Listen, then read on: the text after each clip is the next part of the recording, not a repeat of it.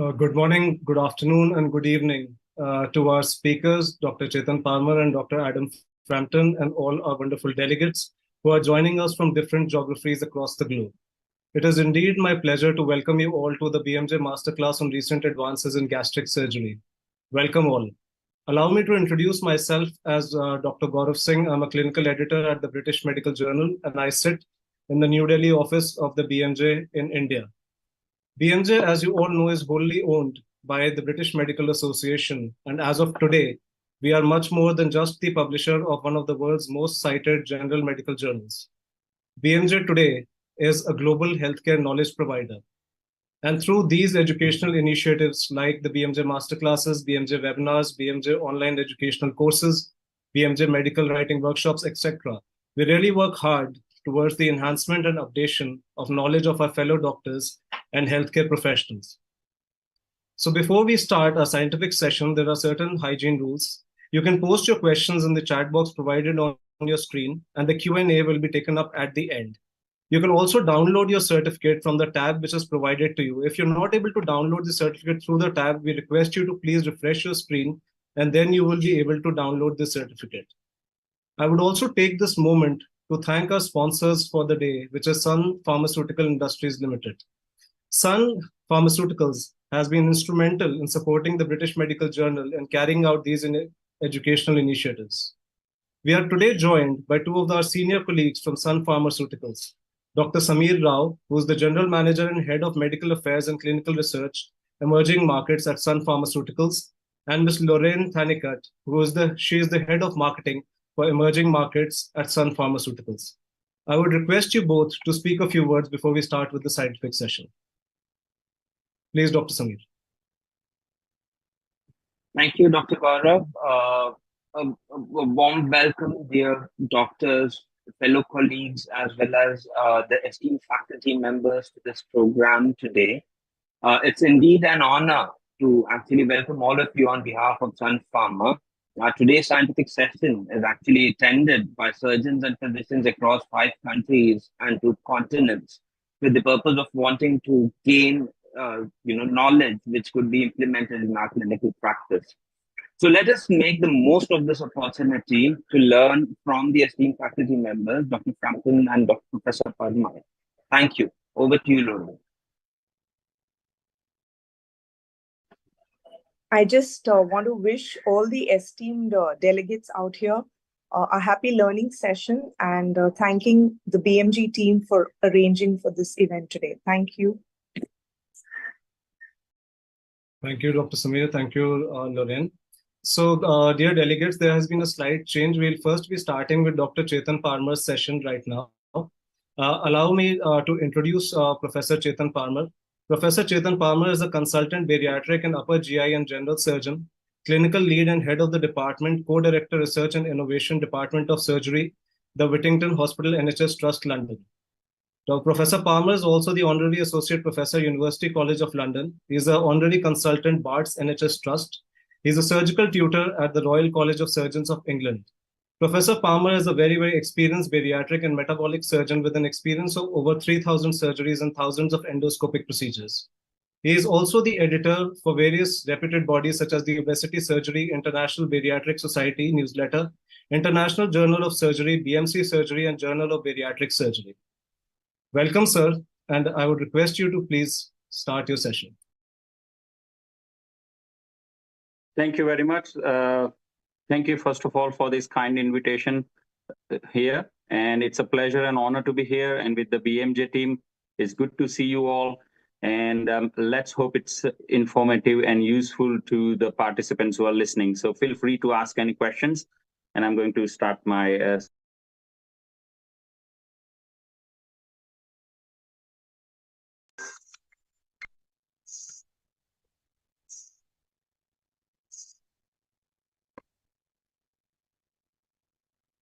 Hello? Hello, can you hear me? Yes, you are audible, Professor Palmer. Fine, sorry, I lost for a second. It just said Zoom muted, so I thought you guys muted me. I'm one of the surgeons in London, and I'm going to talk of emergencies in surgical practice. Next slide, please. I have no disclosures. no disclosures related to this talk. A brief background of why we are talking of emergency practices in surgery. As we all know, 80 to 90% of the deaths arising from general surgery occur in patients having emergency general surgery operation. And as you would all be aware who practice emergency surgery, that it's a high risk and high cost affair, which is, for example, in the England, it accounts for 14,000 adult admissions to intensive care in England. What I have not mentioned here is just for you to know that it's a budding subspecialty now. So not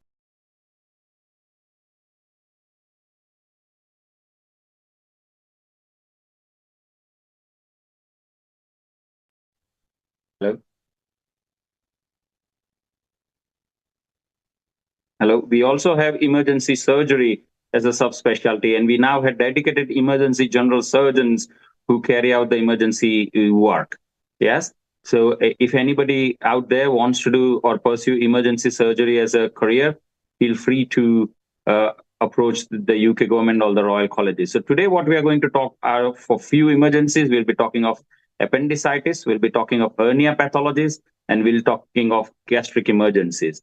Now, obviously, with your senior group, I'm not going to go much into the clinical assessment, but I'm going to briefly talk of the protocols and proformas we tend to use in the United Kingdom, called the NEWS2 scoring, the sepsis 6, frailty, and there. I also thought there might be a few trainees in, so I'm going to have some basic knowledge as well. So please pardon me if it sounds too basic for some of you there, experienced surgeons. Next slide, please.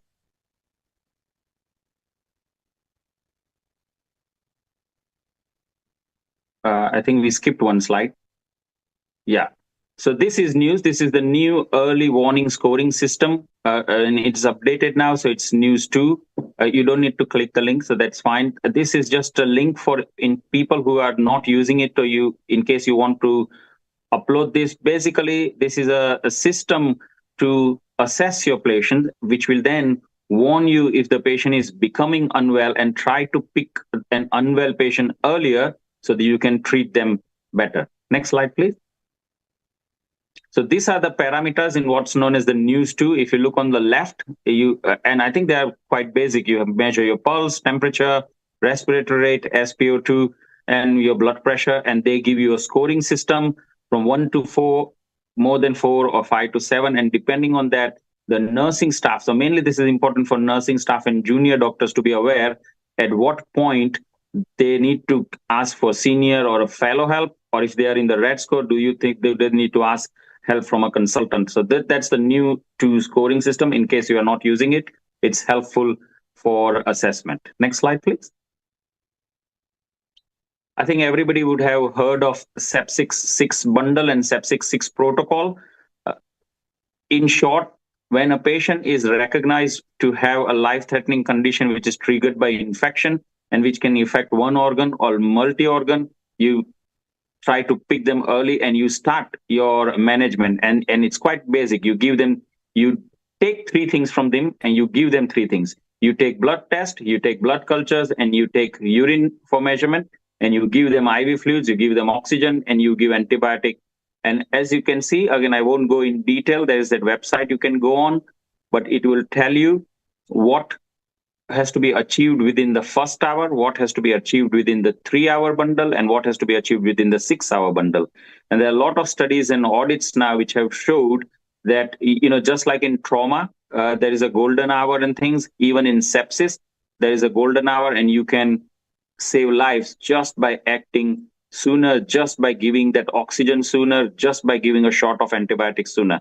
So again, please try to, in your emergency setup, put these posters on and try to use the sepsis bundles, I would suggest. Next slide, please.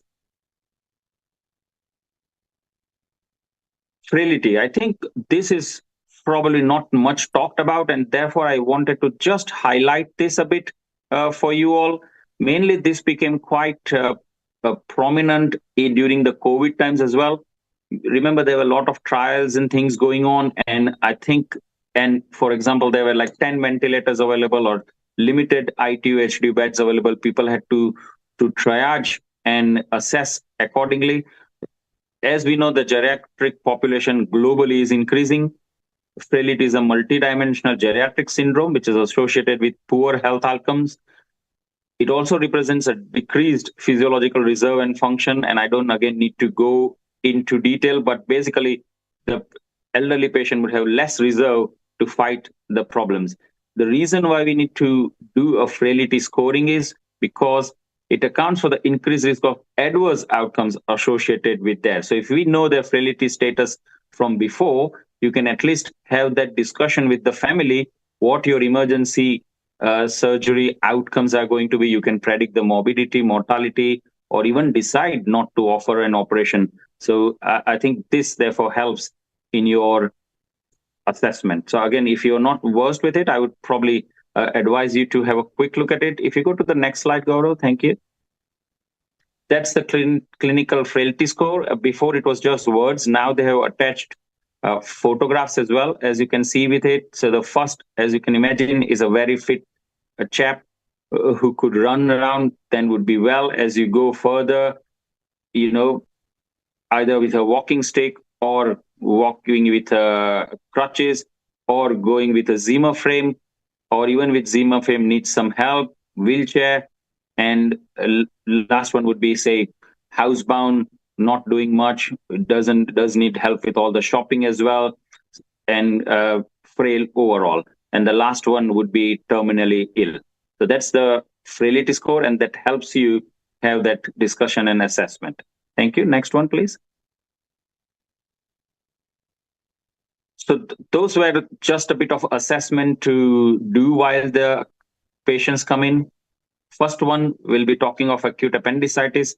And again, pardon me if this is too basic for the senior cohort of surgeons there, but I think for junior lot, a good history is always important, because you would realize more and more these days, people don't rely much on history because we have ultrasounds and CT scans available so easily.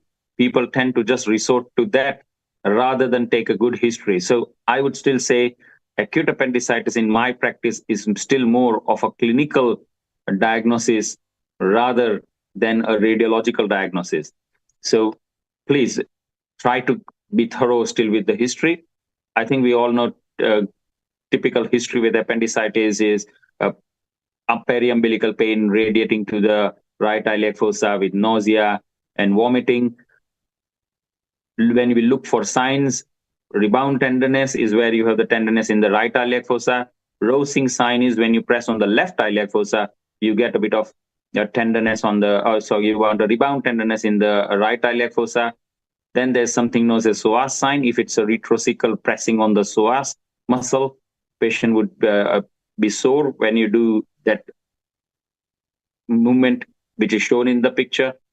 Fourth is an obturator sign. Again, those are for the deep pelvic kind of positional appendix, where you could move that leg in that position and patient would have a tenderness. The most common used scoring system around the globe is the Alvarado scoring system, which actually is also called as the Mantral score. But because that was a bit complex, I think if you look, it was based on the mnemonic migration. For M, anorexia, nausea, tenderness in the right iliac fossa, rebound tenderness, elevated temperature, leukocytosis, and shift of.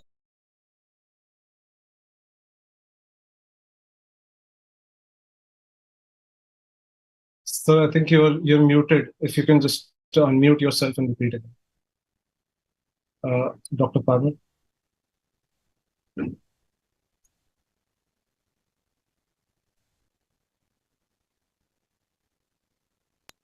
Hello? Yeah, if you can please repeat again. You were muted for a few seconds. So, okay, maybe, I don't know, did we miss after the clinical signs? So it's the rebound tenderness, rousing sign, psoas sign, and the obturator sign. I don't know whether you heard before, but Alvarado is the oldest scoring system which is used for acute appendicitis.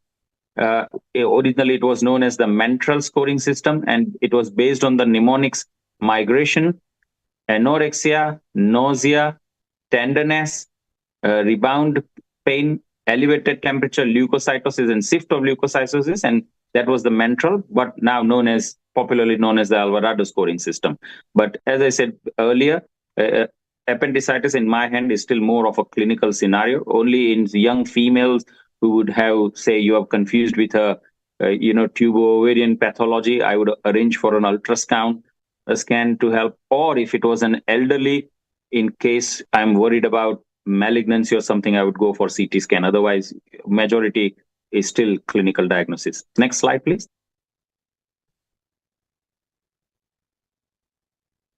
This is the Alvarado scoring system's points. If you can see here, everyone has 1 point, and leukocytosis and right elycosa tenderness has a couple of points. Based on 0 to 10, it is either less likely, equivocal, or probable appendicitis, or highly suspicious of appendicitis.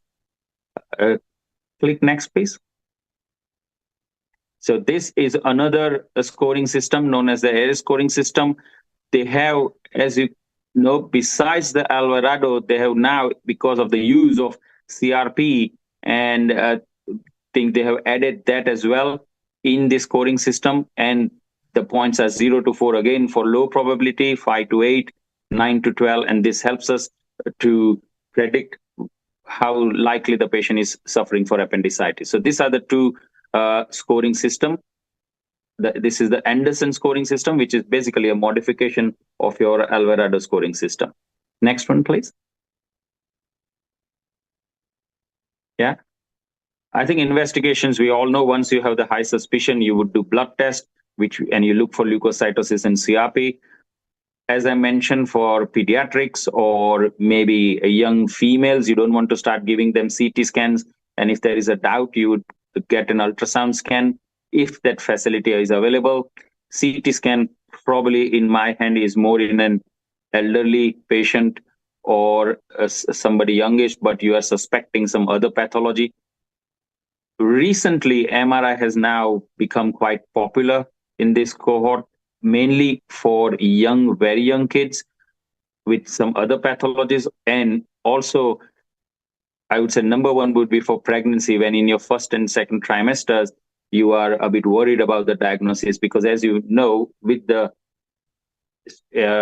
different trimesters, your appendix gets moved up and up, and your patient would present even with right upper quadrant pain. So in those scenarios, MRI is more preferable. Just to let you know, again, there is some evidence or some mention in the American Radiological Society that MRIs can affect the hearing or those movements in fetal hearing system. So just to be aware about that.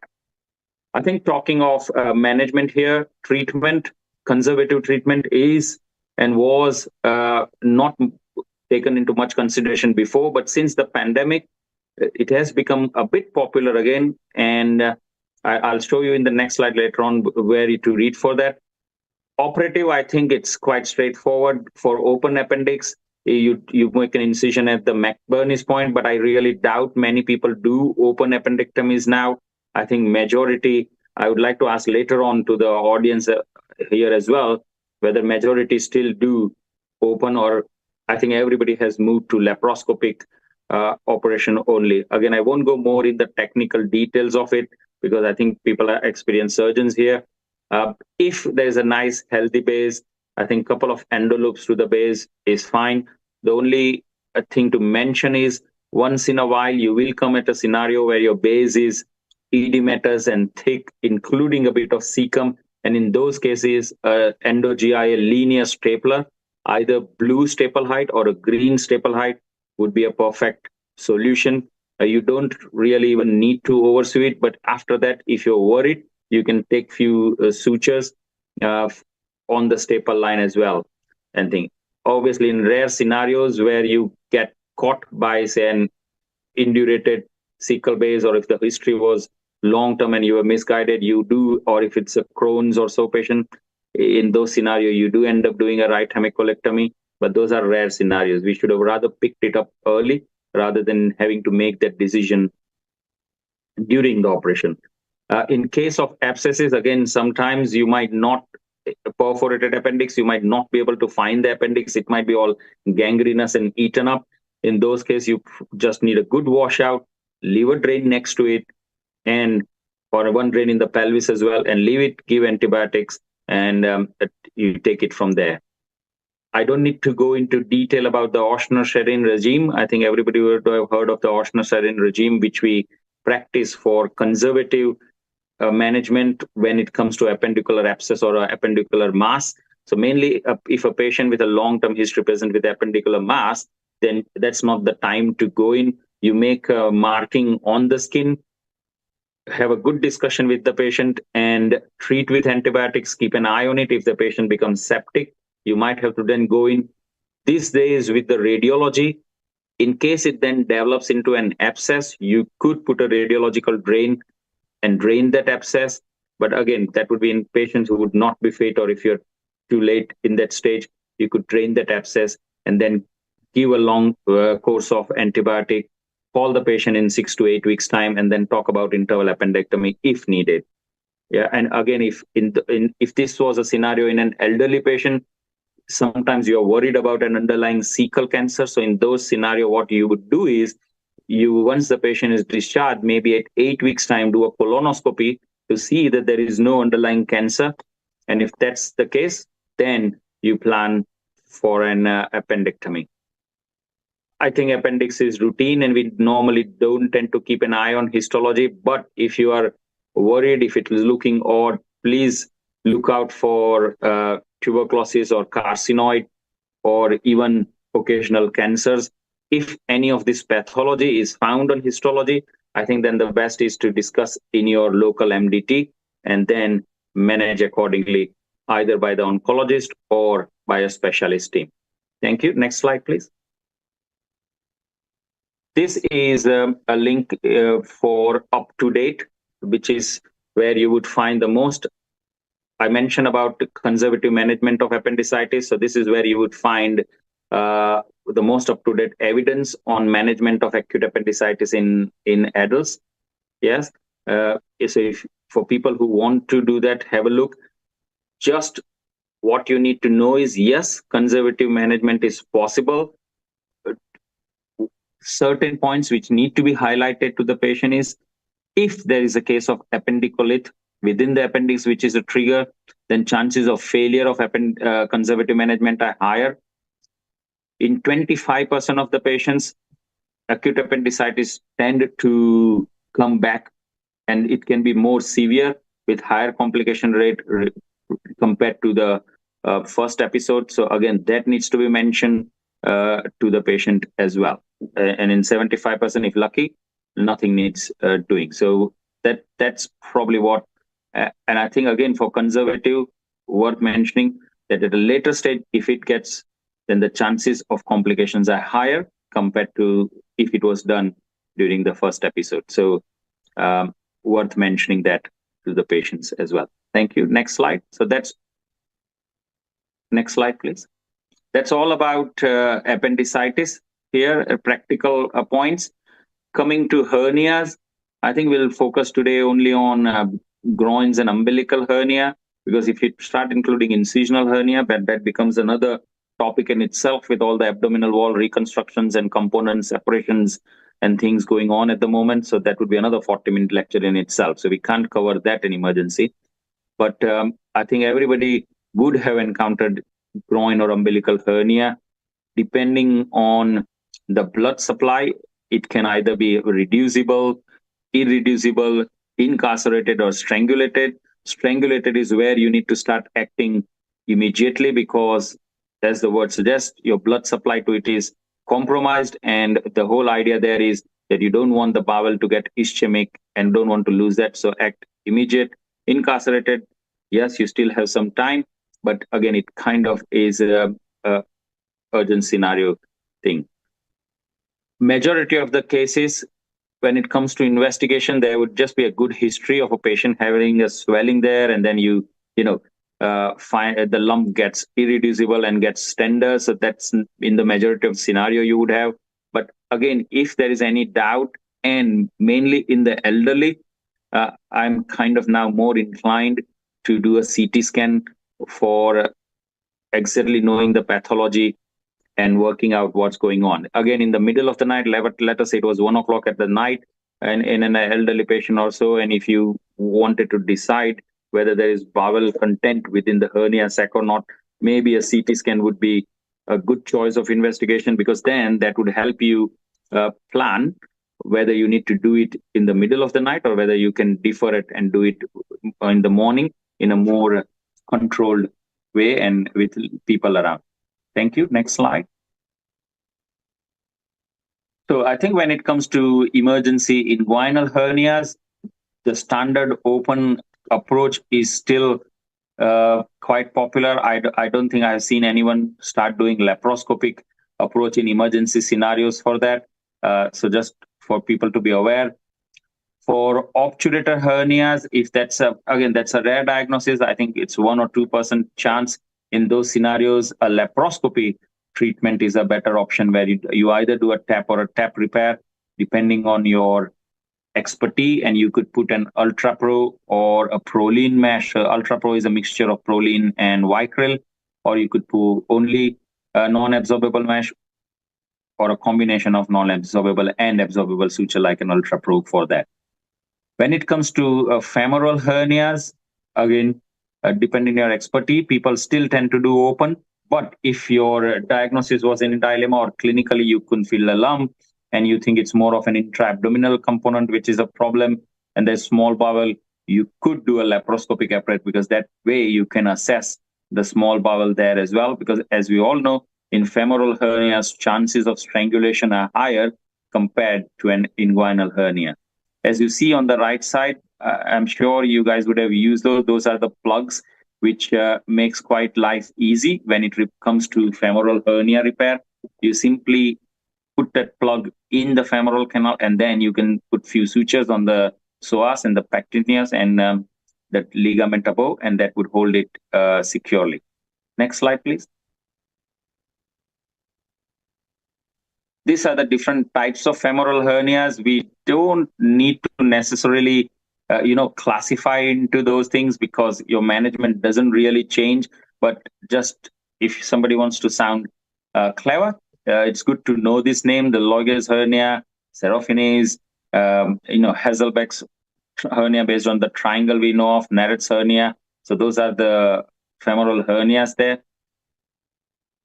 The commonest approach used these days are either the Lothian-Sens approach. As you can see, that's the high approach, the low incision or the Lockwood approach, or you can use the vertical incision, or what is known as the McCavity's approach. I have realized in my personal experience that when it comes to elderly frail patients where you have a doubt of diagnosis, McCavity's could be easier, because if you need, you can just go through your fascia open the sheet, and you could go in the abdominal cavity as well if needed. Thank you. Next slide. So coming to the umbilical hernia, you again, in an emergency scenario, open is a straightforward one, but let us see, if there was a patient with obesity, BMI 50 or so, where you have a small hernia, and in those scenarios, laparoscopy would be a good modality as well.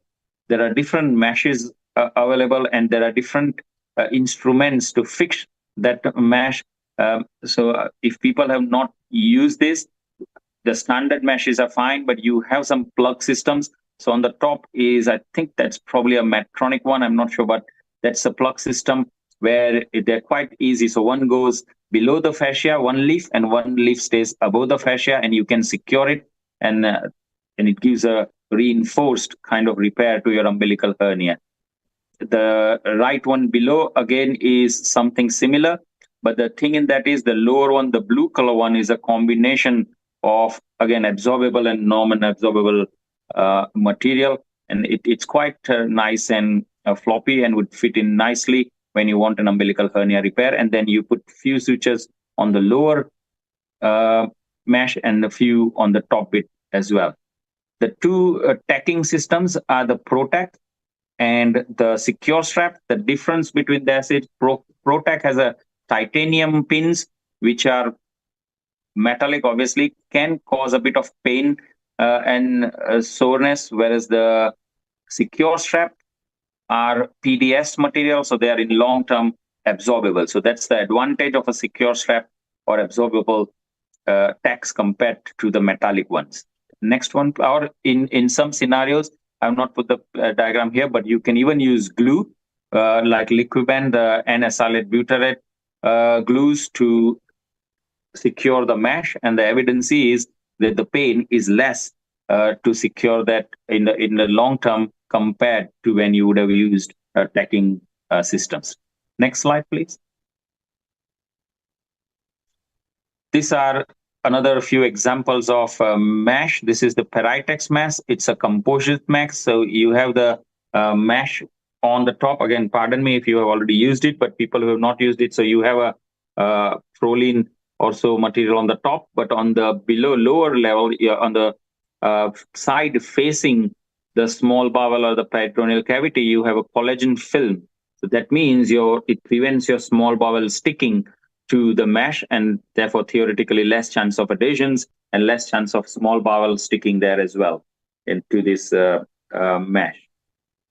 On the right are not the previous one still. If you can see, those are the biological meshes.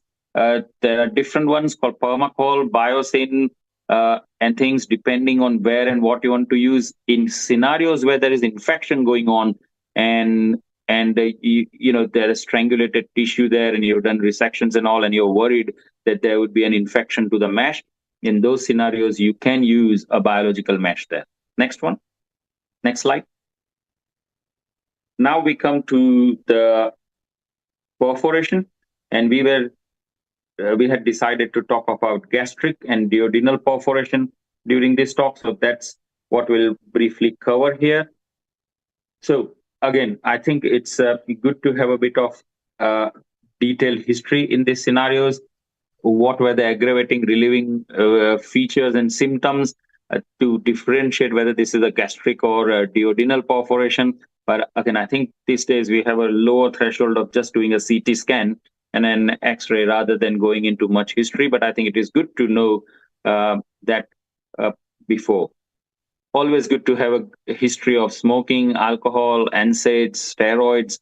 Also, people would have had H. pylori infections, because that would help you where the patient already had H. pylori first line eradication therapy, second line eradication therapy, or you need to go on to third line eradication therapy. So it's good to have a bit of that history before going in to do that operation as well. If in the history, it's good to pick up whether there is any associated weight loss or a history of hemoptysis or so, because that will again help you with, suspecting whether this is going to be a cancer, or whether let us say a free gas was picked up just on the erect chest X-ray, whether you want to do a CT scan or not, just to see what's going on. So that history helps in the planning. Plus, it also helps in talking about prognosis and future plan with the patient as well preoperatively, and that helps in the consenting process as well to explain the patient about morbidity and mortality with that as well. And with weight loss, you do a bit of nutritional assessment as well. Then comes investigations. I think you do the ABC, because these patients can present with sepsis and unwell. If they present early, it's fine, but many a times they present late. So ABC is the airway, breathing, circulation. So basics again, but always remember the ABCs before starting doing antibiotics and CT scans and things. I have had few episodes where you would see that patient has had nothing and directly end up having a CT scan. But please do the ABCs before that. Erect chest X-ray, I think, is the kind of standard investigation where we see a gas under diaphragm.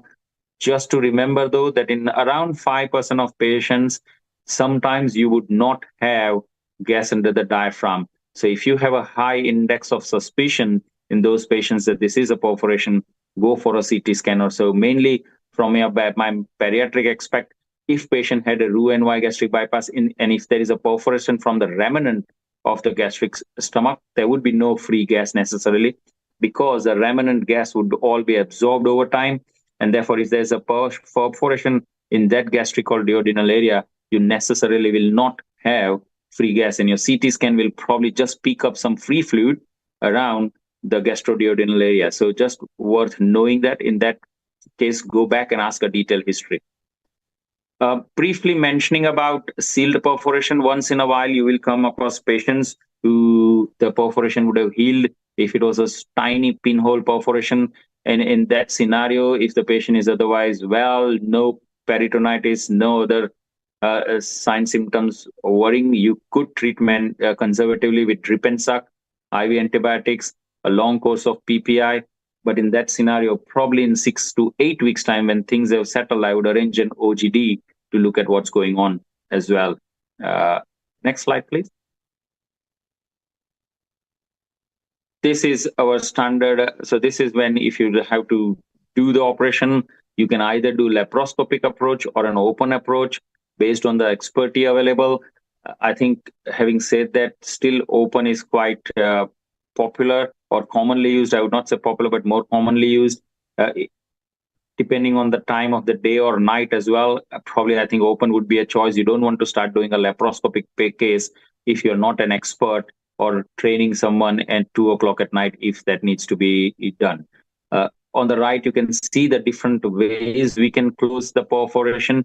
It can either just be a primary closure, which I don't think anybody does now.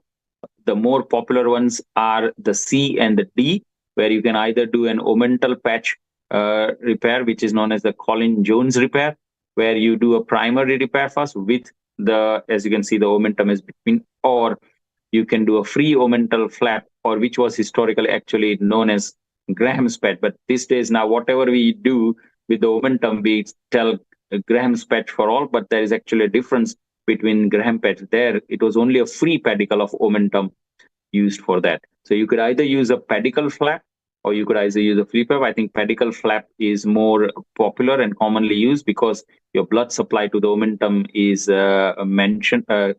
maintained.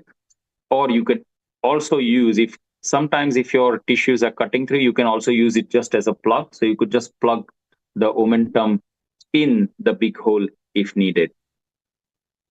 I think then obviously patient needs a thorough lavage, and you could leave a drain in the subhepatic pouch. Closing the abdomen, there have been different ways. You can either do a mask closer, or you can do, the tiny bites. But I think mask closer is still popular and is still proven, I think, with no additional issues or worries about incisional hernias. I think traditionally we can just use skin staples. It's not a problem. If there was a gauze post contamination, if the patient has played and there was a lot of pus and muck and you expect the wound to have an infection, you could do a wet dressing to begin with as well. I did not mention here, but I don't know whether people have heard, there are something known as rectus sheath catheters. So you put them beneath the fascia or the peritoneum, and they are known as pain busters. And you can put that before the closure. So then afterward, that's a good way of pain control as well. Next one, please. Next slide. Yeah. In case where there are large perforations, I think, and if you cannot close them primarily, you can either do a distal gastrectomy. The configurations are either a Billrod 2, which was historically done, which is on the left diagram, but I think safer is now a Roux-en-Y configuration, and which has a better long-term outcomes, less problems with ulcerations and dumping and all issues and cancer risk in the long term as well.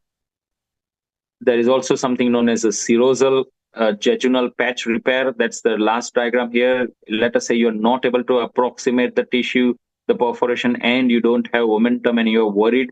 You simply take a patch of jejunum up and you put bites through the jejunum, through the healthy part of the stomach, and use your jejunum as a patch to cover up that perforation.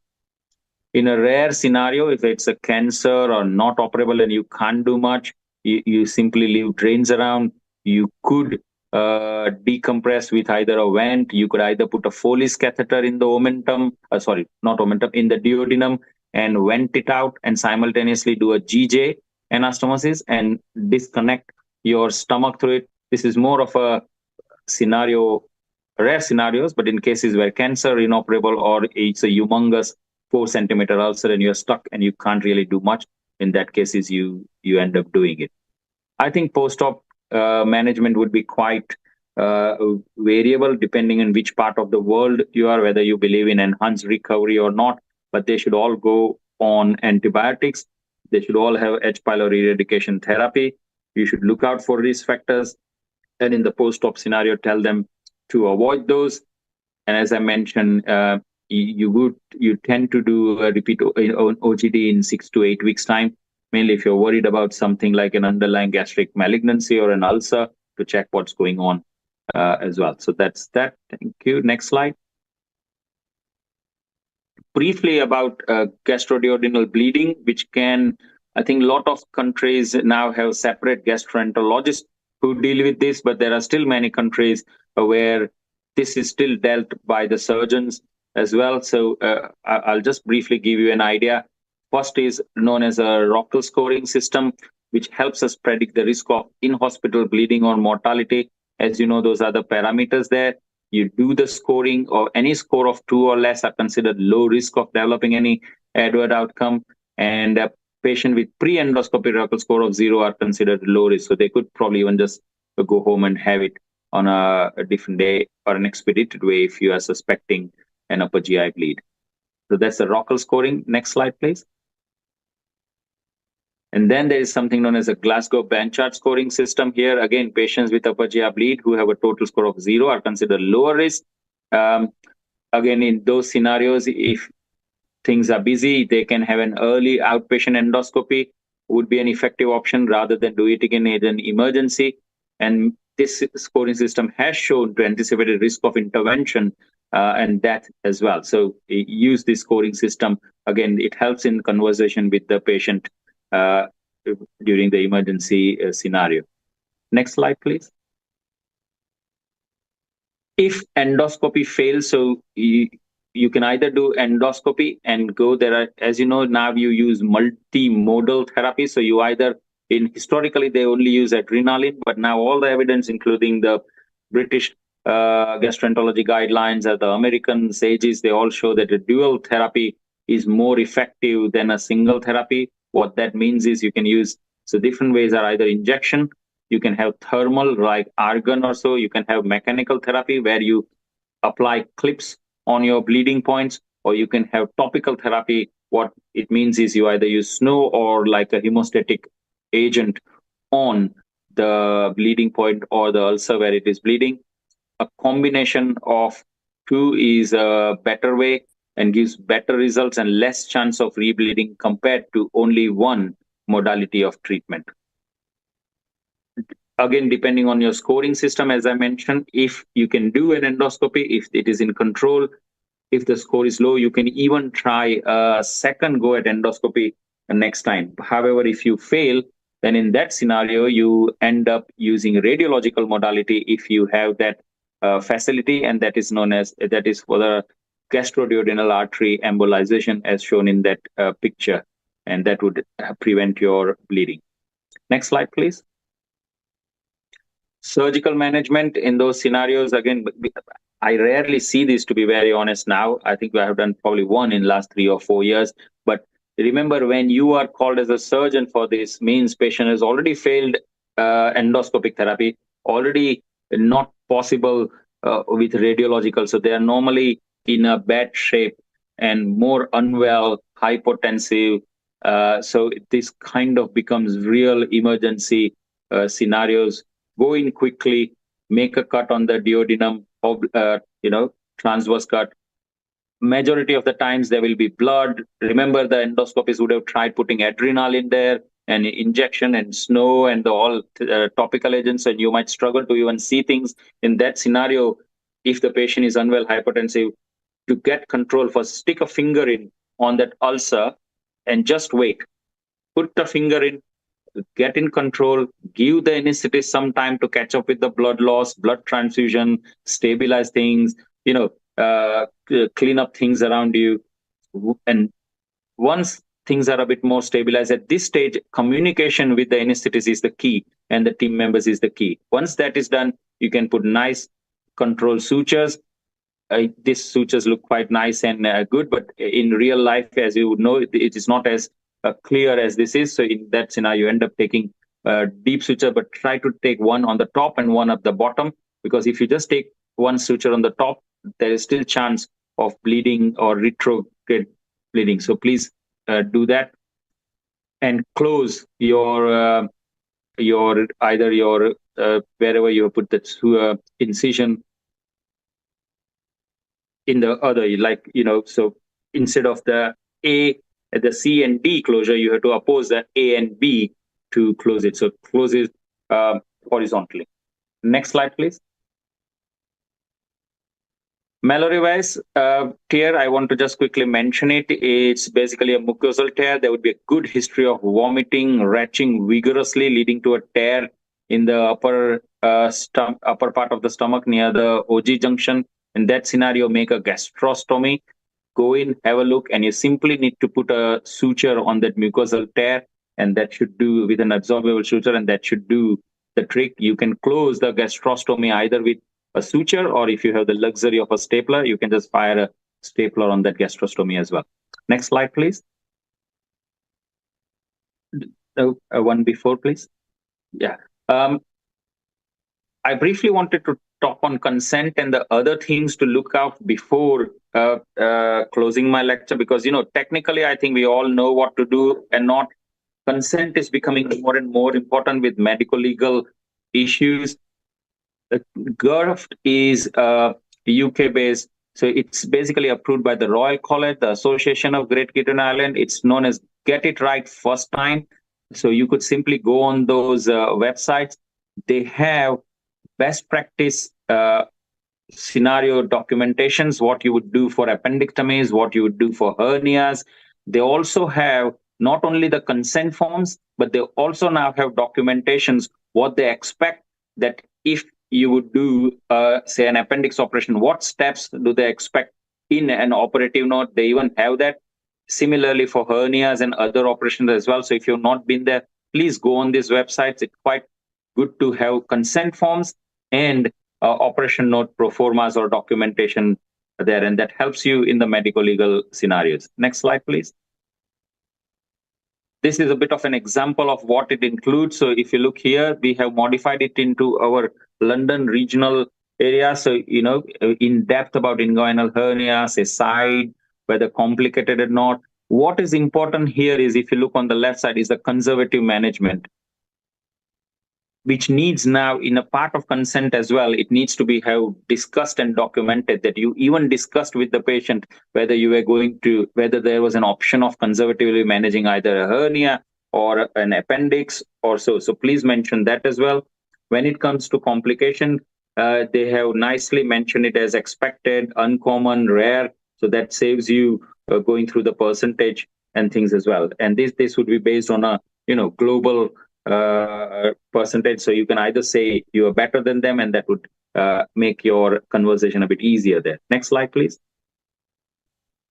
Anesthetic points are covered briefly as well. So that saves you. Next slide. I wanted to briefly mention NCPOD. It is a National Confidential Inquiry into Patient Outcomes, and that what it means is that not every operation has to be done, even if it is appendicitis or perforation or incarceration, doesn't need to be done in the middle of the night. There are now guidelines on whether you need to do it immediately, within an hour, within 6 hours, within 12 hours, within 24 hours, and you can see it's color coded, and that helps you communicate with your staff and patient and the rest of the team what the priority of NCPOD is for that individual patient, and you can plan your operation accordingly. And as I say, it helps in medical legal cases as well, as so that you can say that, look, I follow the NCPOD guidelines. Next slide, please. As I mentioned, mainly that these are the 4 parameters it helps in. It helps in the day-to-day communication with the team and patient allotment. It also helps in the patient experience, because then the patient doesn't sit there waiting and wondering what is happening. You can tell him or her that, look, this is where your time frame you are going to have the operation in. Say if you had an appendicitis and a perforation, patient, and you could argue with the patient and explain it appropriately, saying, based on the guidelines, the perforation patient needs to go first for operation rather than appendicitis, even though the appendicitis patient came to the hospital earlier than that. So that would help you in that discussion as well. Again, that helps for the clinical governance and medical legal aspects. And as I mentioned, it helps with the planning. Next slide, please. This is, again, worth looking. National Emergency Laparotomy Audit. There is a risk calculator, and I would strongly advise everyone who does laparotomies, there are inclusion and exclusion criteria to please use. It was originally before known as the P-POSSUM scoring system, but now they have modified it to the NELA, and they have also submitted the most recent report. It tells you whether it predicts basically the morbidity and mortality of the patient, and gives you an idea whether it's lower is less than 5%, and higher is more than 5%. And again, that helps with the consenting and discussion. Next slide, please. These are the parameters which they mentioned there. Like if you are a high risk patient or a high chance of mortality, you would want a consultant surgeon, consultant anesthetist, whether the CT was reported by a consultant, and those parameters are written, and that helps in your compliance as well. So please read up the NELA most recent report as well. Next slide, please. I'm sure everybody is practicing the WHO safety checklist, but if anybody out there is not using it, please use this. It has different stages of safety checklist.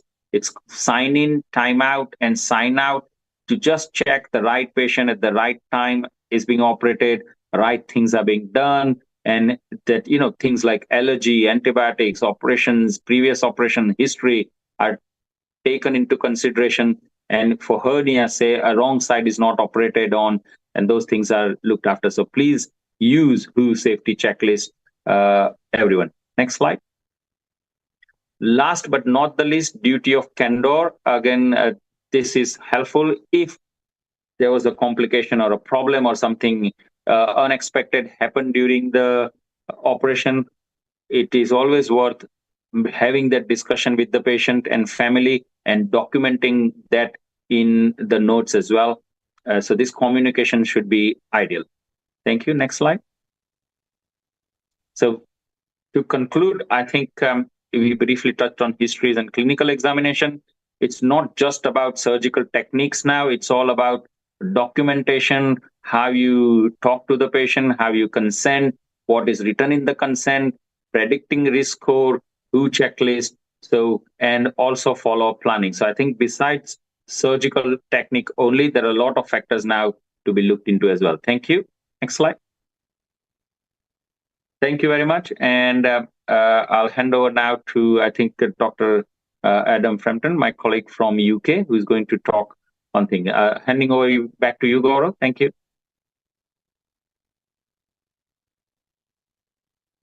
Thank you so much, Professor Palmer. It was a very informative lecture. I'm sure it'll help the surgeons in better handling of emergencies in their practice. Now I would like to welcome Professor Adam Frampton. Let me introduce him. Professor Adam Frampton has graduated from the Imperial College of London and University of Kent. He is a consultant general and hepato-pancreato-biliary surgeon at the Royal Surrey NHS Foundation Trust. Dr. Frampton specializes in complex gallstone diseases, liver, pancreatic, and biliary surgeries. Dr. Frampton has a specialist interest in investigating and treating all benign and cancerous disorders of the liver, pancreas, and biliary tract. Professor Frampton is extremely passionate about research and aims to translate new discoveries directly into improved patient care. Dr. Frampton has also won numerous awards for his research, including the Moynihan Prize, the Sir James Fraser Travelling Fellowship, and the Hunterian Professorship from the Royal College of Surgeons of England. Professor Frampton will speak today on the modern management of gallstone disease. I welcome you, sir. You may please start your session. Thank you for the invitation and for the audience.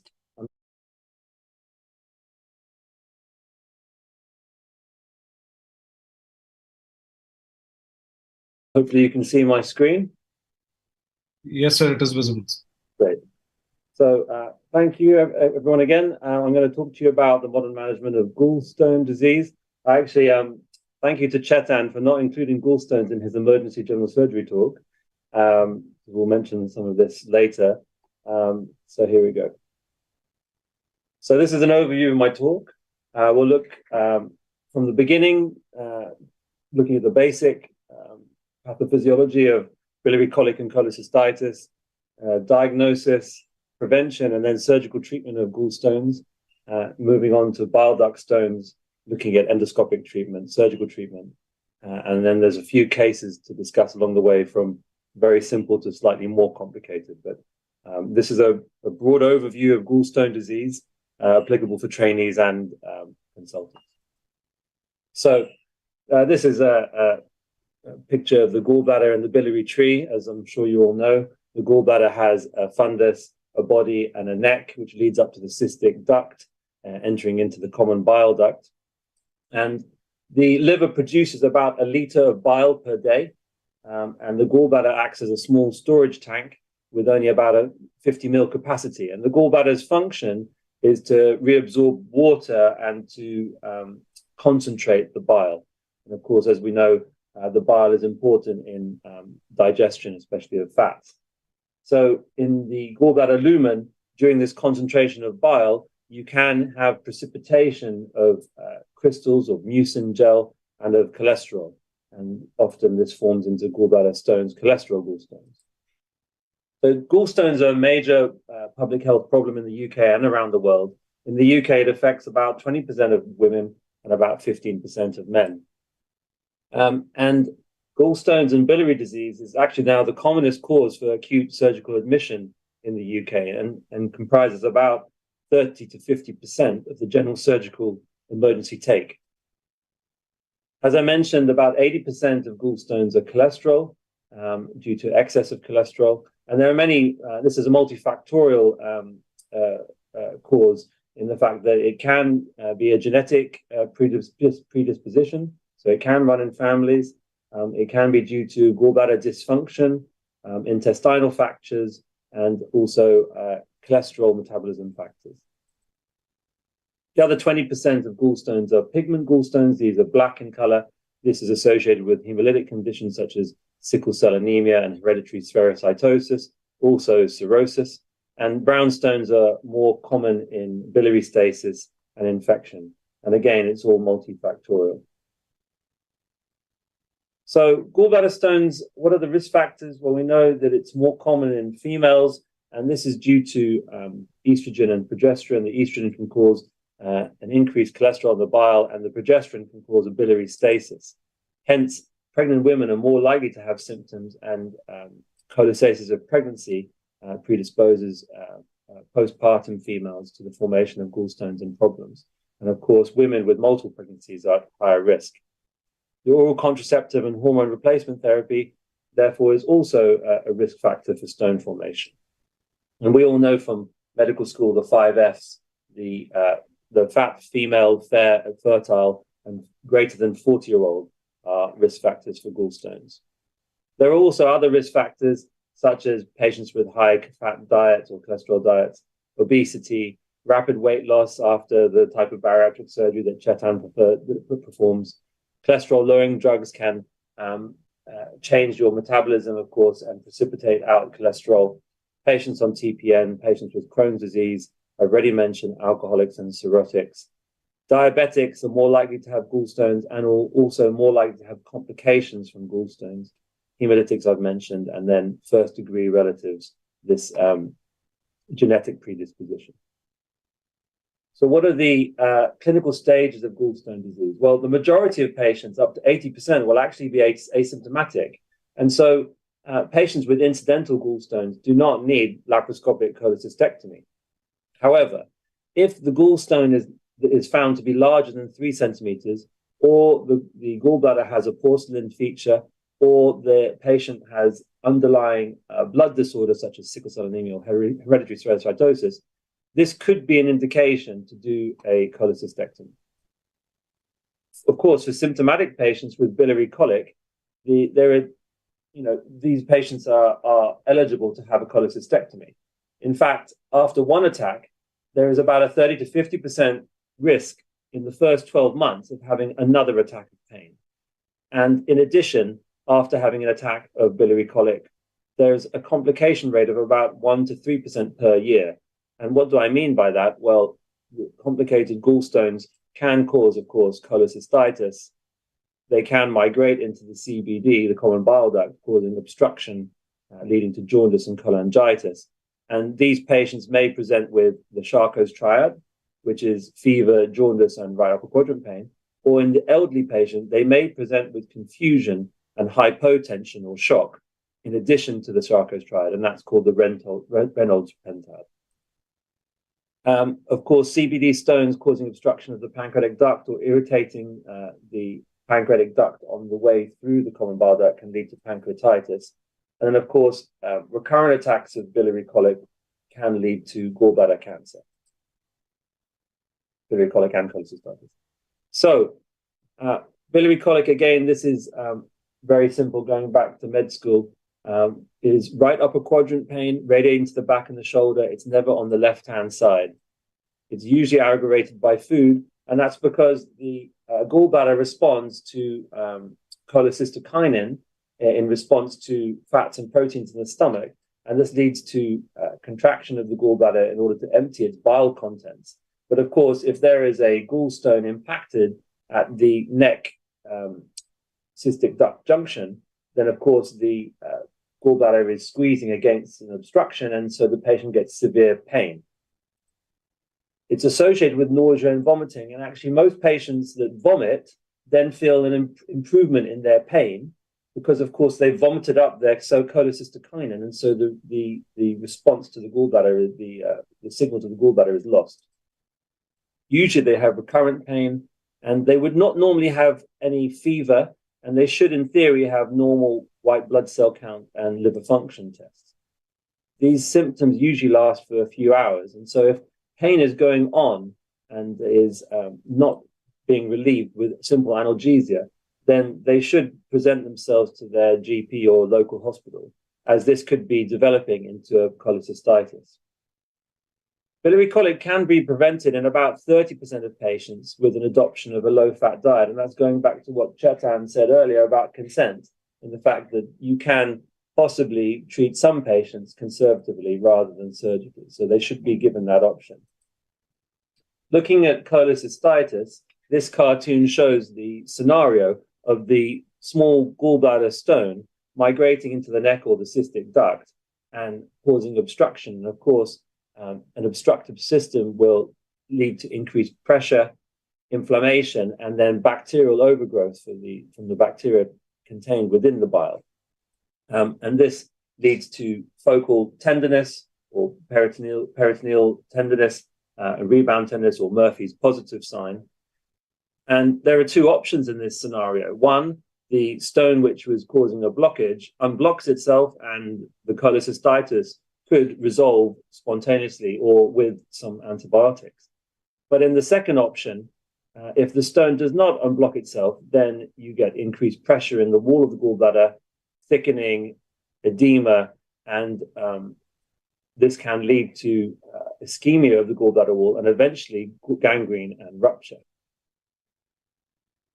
How do we diagnose gallbladder stones? Well, I've already described to you about the risk factors that you'd be looking for, but of course you have to take an appropriate history, and there's a wide differential diagnosis for acute upper abdominal pain in our patients.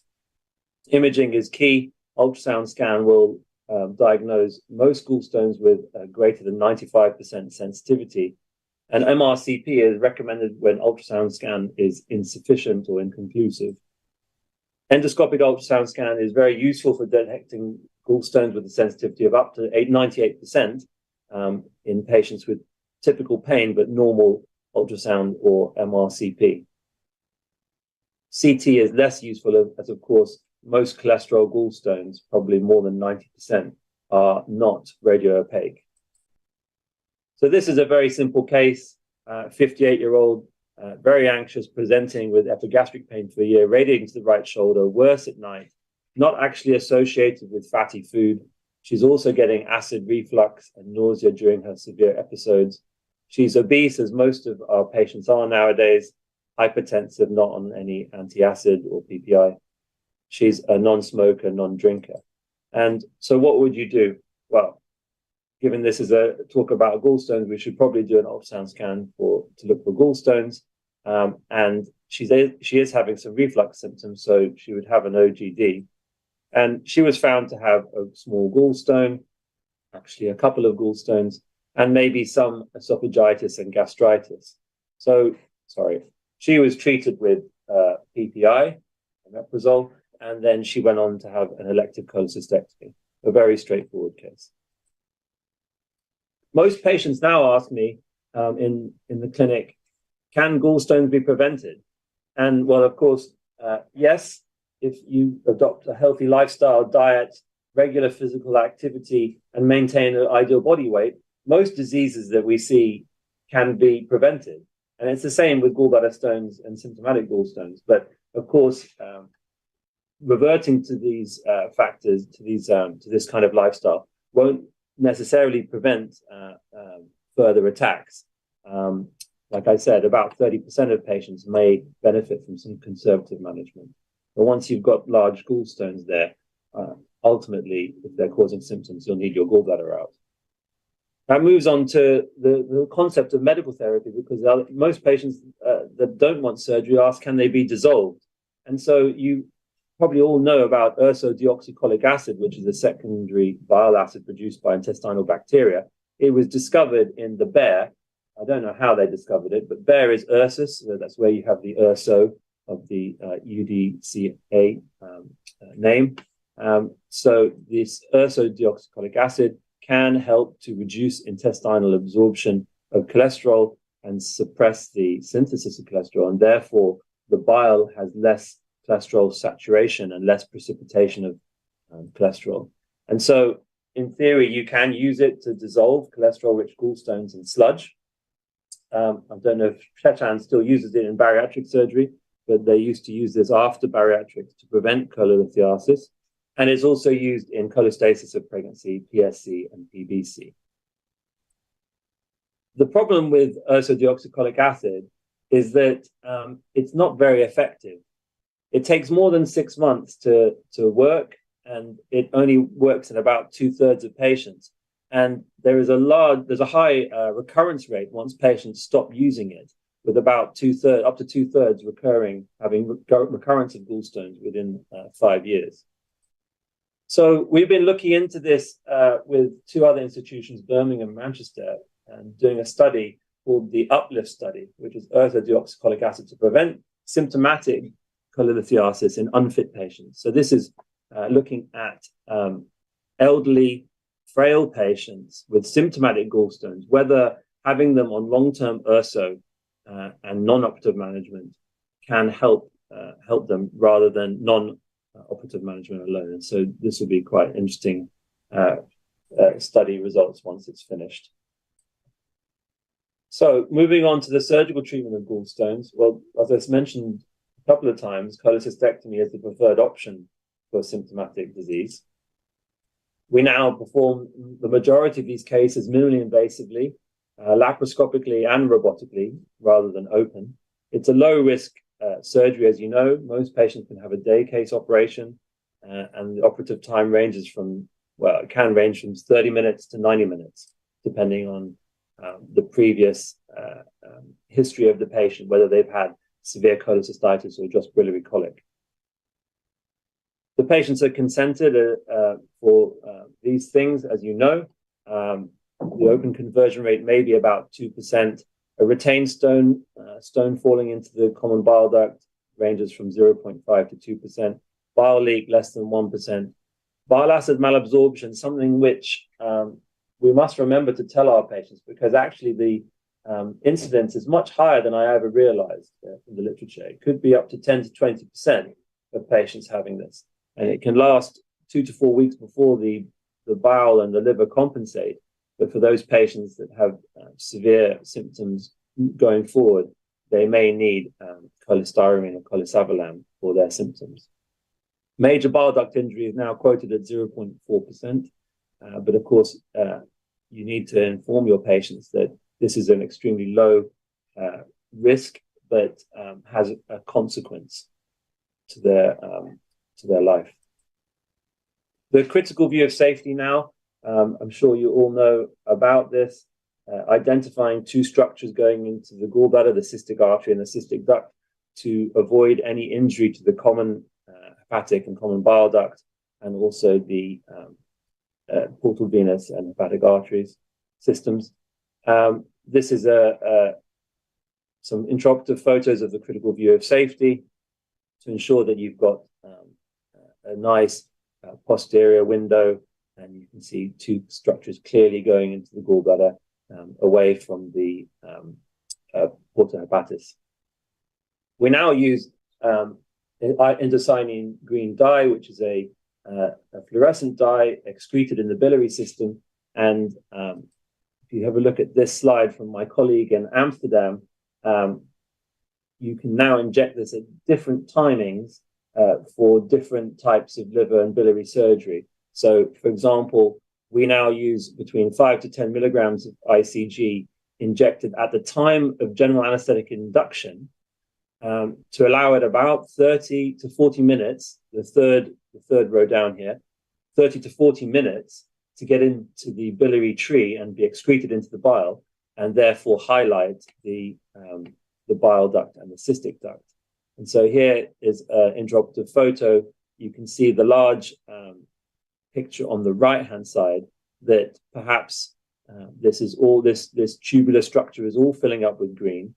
But once you've done some dissection, you can clearly see that actually the red line is the common hepatic duct and the black line is the cystic duct. And so perhaps in a more inflamed situation, you may have mistaken the common hepatic duct for the cystic duct and made an injury.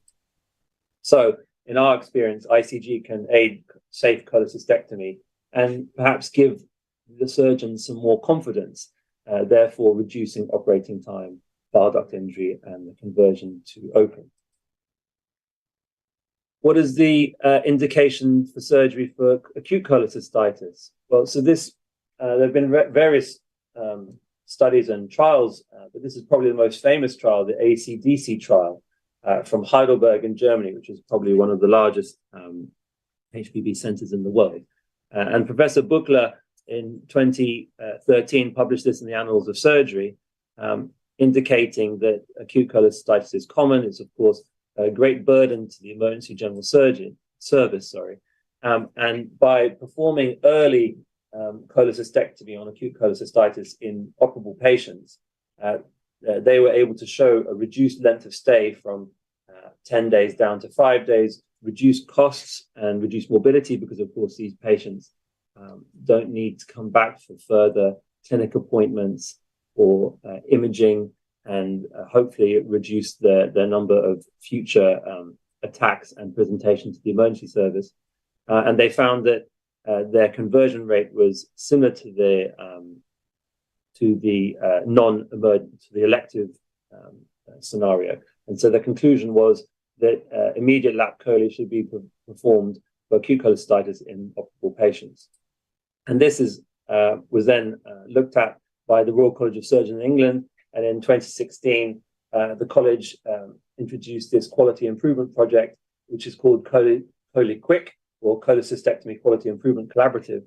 And this has been taken up by several hospitals in the UK. The goal being that 80% of patients that are eligible and fit to have a laparoscopic cholecystectomy should do so within 8 days of presentation.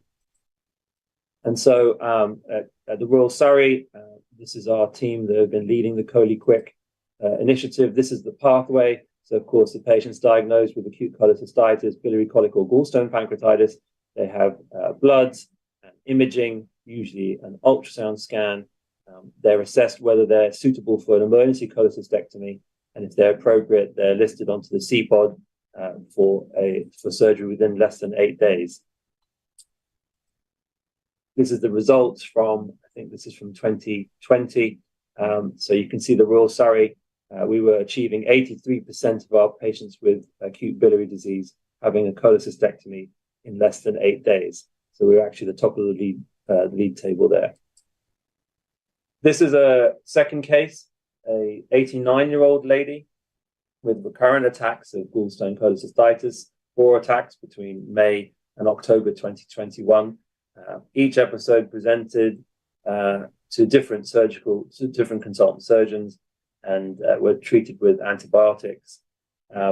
She presented to my on-call, so I was dealing with her, and we treated her with antibiotics, but after 4 days, her pain was worsening and her CRP was starting to rise. She was overweight. She had mild dementia, hypertensive, chronic kidney disease stage 3, and she's a care home resident.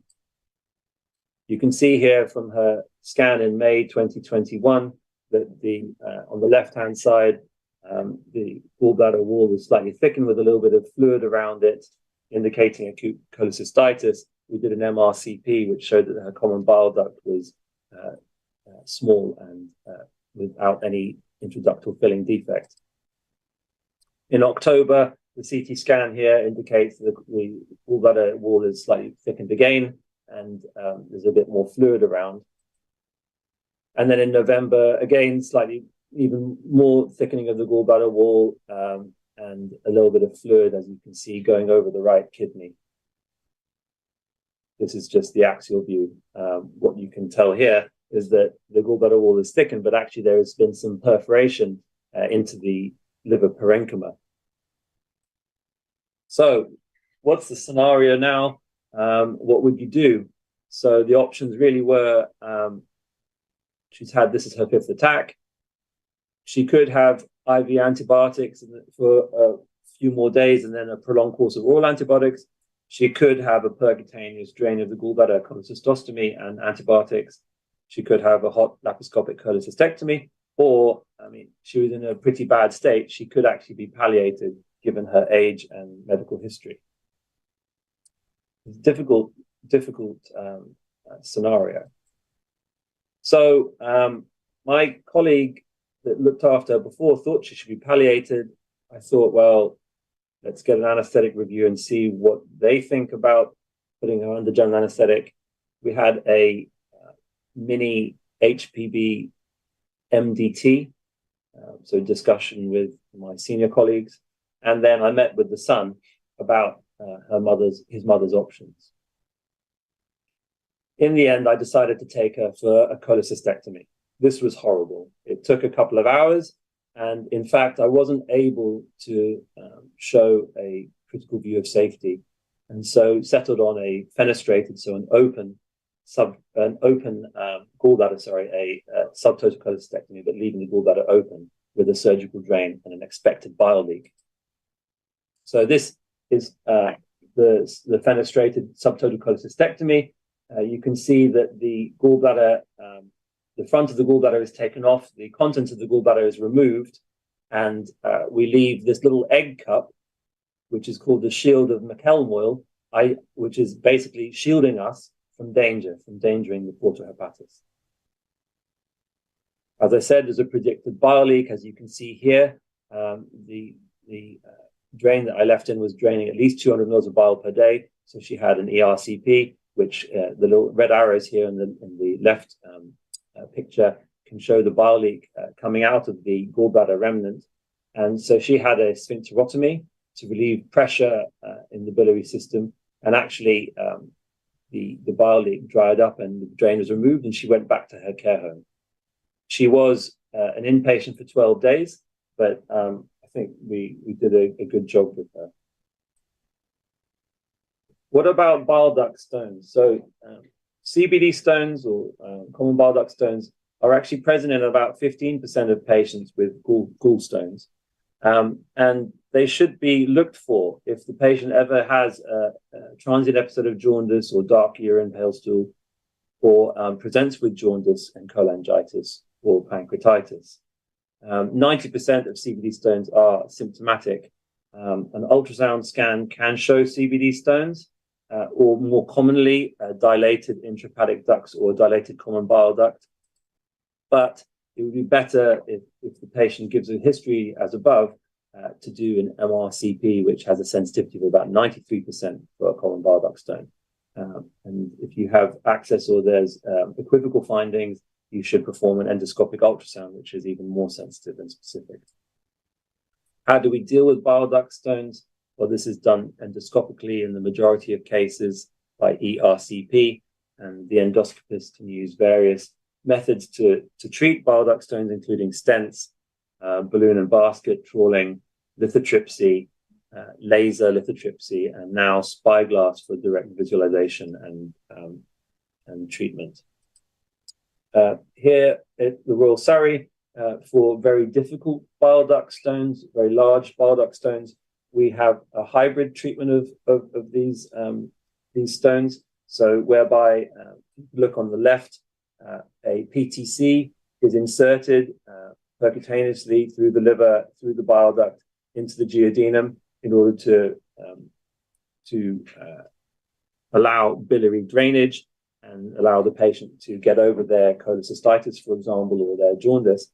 And then if this bile duct stone cannot be treated either percutaneously or endoscopically, we can now do laser lithotripsy through the PTC.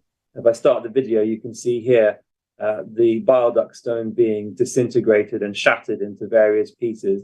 And at that point, the interventional radiologist can actually use a basket or a balloon to then clear the bile duct and ensure that all of the fragments are passed. But there's also obviously the surgical treatment of bile duct stones. This can be laparoscopic or open. The transcystic approach is better for smaller stones and cystic ducts, which are larger than 4 millimeters, basically because the scope that we use to go transcystically is now about 3 millimeters in size. It's useful if the common bile duct is less than 9 millimeters in diameter. It's useful if there is a lateral entrance of the cystic duct. You may think about using this if there is severe or mild inflammation, and if your primary laparoscopic skills for suturing are not so great.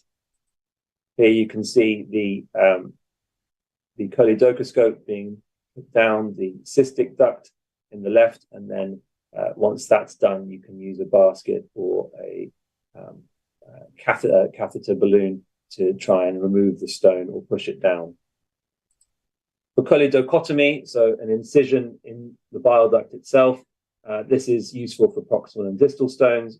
Usually the bile duct would have to be of a substantial caliber, because if you're going to open the bile duct and then suture it closed, you do not want to stricture the bile duct. So it would be better if the bile duct is greater than 9 millimeters in size. Useful for patients with small cystic ducts or strange entry of the cystic duct into the common channel. It's okay for mild inflammation. It's better better to use a choledocotomy if the cystic duct has a sort of pigtail or spiral shape. Better for large stones and multiple stones. And of course, if you're going to do this laparoscopically, you have to have a good suturing ability. Here you can see the longitudinal cut in the bile duct, and then suture closure. So this third case is a 36-year-old lady presented to A&E during the pandemic. Recurrent right upper quadrant pain, colicky in nature, exacerbated by fatty meals, diagnosed with severe acute cholecystitis. Type 2 diabetic, schizophrenic, and morbidly obese with a BMI of 45. As I said, she had recurrent attacks. On the last attack, which was the most severe, and this was actually at another hospital, a local hospital, she needed a cholecystostomy. She then presented to me in April 2021 with jaundice, pain, and pyrexia, and so underwent an MRCP and an ERCP. Unfortunately, she developed ERCP pancreatitis. So if we look at her imaging, this is her cholangiogram at MRCP. You can see that there is a disconnection between the common hepatic duct and the common bile duct in this picture. At ERCP, she was stented, and here you can see the stent in situ in the common channel. So This is the Maritzi syndrome. And of course, the Sende's classification of Maritzi's can be from 1 to 5, whereby the large gallstone in the gallbladder is slowly encroaching on the common channel. So you have grade 1, 2, 3, in her case, a grade 4, where the common channel is completely obliterated.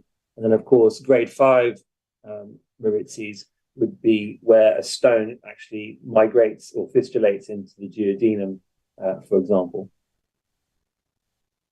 The treatment for her grade 4 Maritzi syndrome traditionally would be to remove the gallbladder and extrahepatic biliary tree and create a hepatico-jejunostomy Roux-en-Y.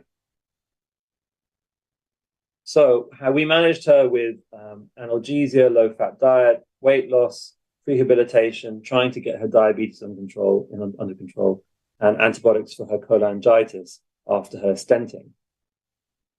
We then spoke to our local bariatric surgeons, and actually they offered her a gastric sleeve for weight loss in order to then allow us to do safer biliary surgery. But after a mini MDT, we decided to take her to theatre for actually a robot cholecystectomy and CBD clearance. So now that we have the robot here at the Royal Surrey, we can do these more complex biliary cases much more easily than laparoscopically. So in this case, we decided to do it robotically and to amputate her gallbladder at the red mark here, the red line you can see, remove the stone, and then close the defect. This is the robot. The robot we use. This is the XI by Da Vinci, the intuitive Da Vinci robot. If you ever have seen patients having robot cholecystectomy, the ports are in a slightly different place. Usually, instead of the 4 ports, which is standard for laparoscopic cholecystectomy, on the right-hand side, you can see that there's usually an assistant port at the umbilical level, either above or below the umbilicus, and then 4 ports, usually in a straight line, just above the umbilicus. This is her operation. So you can see the robotic hook about to enter the remnant of the gallbladder, what's left of it, as it's contracted over the large stone. Here you can see the chicken egg size stone that has eroded into the bile duct. Here you can see the chicken egg bile duct stone being popped out, and the large defect left in the what was the gallbladder on the side of the bile duct. And then this was suture closed with PDS, as so. You can see the blue lines where the sutures were all taken. And she had a drain.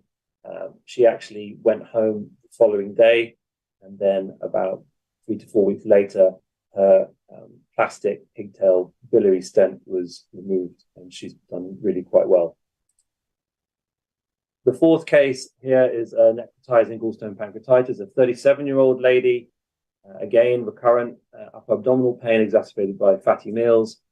She presented with pancreatitis of raised amylase with a CRP of 450 and mild jaundice. Again, she was morbidly obese with a BMI of 40. Here on her imaging, you can see the axial and coronal slices of the CT scan, indicating a lot of peripancreatic edema and pancreatitis with some fluid extending around the left kidney, above the left kidney. Here's another picture showing the evolving changes just in the lesser sac. And you can see in the center of that picture, there looks like a little gallstone as well. And another one in the gallbladder.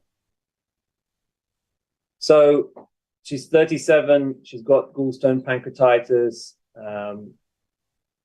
Should we do a hot laparoscopic cholecystectomy, given the fact that we're doing 80% of these hot gallbladders within 8 days in patients that are eligible? We did an MRCP to see what's going on with the bile duct, given the fact that a gallstone probably caused this in the first instance, or definitely caused this in the first instance, to make sure that we don't need to clear the bile duct. But given that she was so unwell, her CRP was so high, she wasn't able to eat and drink, she was in severe pain, we decided that she was not fit for a hot laparoscopic cholecystectomy. And instead, she should have analgesia, antibiotics for her cholangitis, and she actually we had to optimize her nutrition because even though she was obese, she hadn't eaten properly for about 2 weeks. And so we inserted a nasojejunal feeding tube at endoscopy to give her nutrition. In the meantime, whilst this was all going on, she went home and then she represented to her GP with pain and fever. And of course, the pancreatitis and the peripancreatic inflammation had then changed or progressed into this collection in the lesser sac abutting the stomach. And this is, of course, walled off necrosis. And so she was planned for an endoscopic ultrasound, hot axios drainage, to drain all of this pus and fluid. And here you can see the endoscopic ultrasound showing the collection in the lesser sac and the hot axios self-expanding metal stent, the mushroom stent, being inserted into the walled off necrosis through the wall of the stomach, with bits of necrosis being removed by the endoscopist and a large amount of purulent fluid draining into the stomach. And here you can see the little hot axios metal mushroom shaped stent between the stomach wall and the lesser sac collection, the wall of necrosis, with another little plastic pigtail going through the lumen. So she presented in January 2021, and eventually I managed to do her cholecystectomy in September 2021. And we did this electively as a day case. And actually, her gallbladder, by the time we got to it, was all the whole region was pretty settled down. And so it was worth waiting, because I think it would have been an absolute nightmare to go in any earlier. Also, her hot axial stent was removed just prior to her cholecystectomy. Gallstones during pregnancy is another topic of discussion. As I mentioned before, you can get cholestasis of pregnancy, and this can predispose these women to gallstones and sludge. But actually, it's probably only about 5% of pregnant women that develop the sludge and the stones, and only about 1% actually get any symptoms or complications. But we can perform a laparoscopic cholecystectomy in pregnancy if the indication is urgent. Of course, as Chetan mentioned earlier, the second trimester is the safest. Of course, the third trimester, it's not really possible due to the gravid uterus and the risk of premature labor. For bile duct stones in pregnancy, well, you can perform an ERCP and sphincterotomy. The pregnant lady will have to lie on her left-hand side with ERCPs to prevent compression of the great vessels, and it should be done by an experienced endoscopist, and the X-ray time should be minimized. Pregnancy, it should be noted that pregnancy is an independent risk factor for post-ERCP pancreatitis, so these patients have to be consented very carefully. So, in conclusion, gallstones are a major major public health problem. Biliary disease represents about 30 to 50% of the acute general surgical take. The definitive treatment of symptomatic gallstones is surgical removal of the gallbladder. As I've mentioned, the Quick pathway, this quality improvement pathway, ensures that 80% of eligible fit patients have a cholecystectomy within 8 days in the UK. And complex biliary cases are best managed with an MDT approach, and ideally, if you're worried, a discussion with a hepatobiliary surgeon. And now, new technologies such as robots, lasers, and ICG imaging allows us to treat more complex biliary disease with reduced morbidity and mortality. Thank you very much for your attention, and I'm free to answer any questions, and please email me if you'd like to discuss anything further. Thank you very much.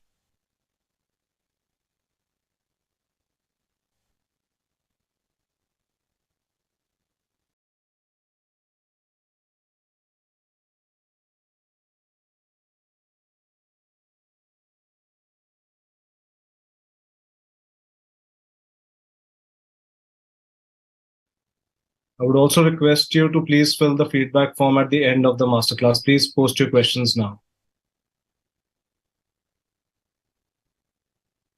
So we have our first question from Dr. Theno from Myanmar. Dr. Thane is asking, is leukocytosis always seen in patients with appendicitis?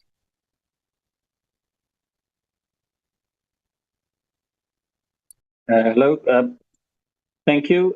Thank you for the question. Well, not necessarily. It would also depend on the presentation, whether patient, if let us say a patient, appendix can be in different positions.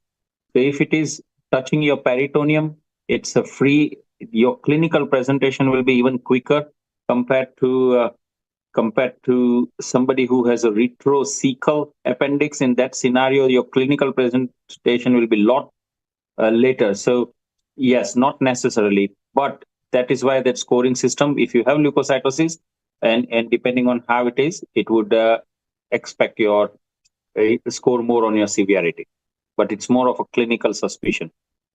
I can tell you an example. In my son itself, when he had appendicitis, his white cells were normal.